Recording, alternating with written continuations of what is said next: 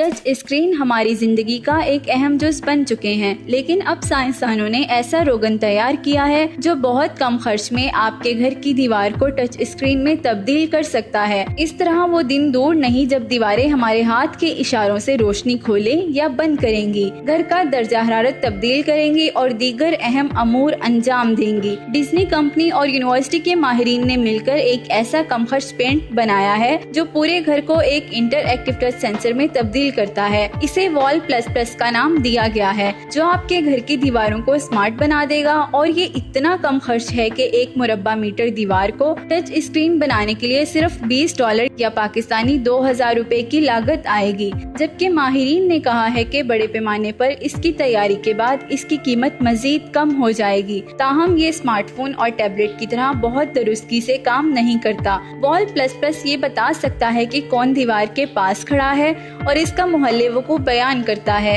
अगर कोई टीवी खुला छोड़कर इसके सामने से हट जाए तब भी ये इससे आगाह कर देता है। ताहम इसका इजहार किसी लैपटॉप या डिस्प्ले पर होता है। जब कोई दीवार को छूता है तो सेंसर महसूस करके बताता है कि दीवार पर कहाँ हाथ लगाया गया है। ये ऐन इसी टेक्नोलॉजी के तहत काम करता है जिस तरह 3D स्पेस में किसी मुकाम का पता लगाया जाता है।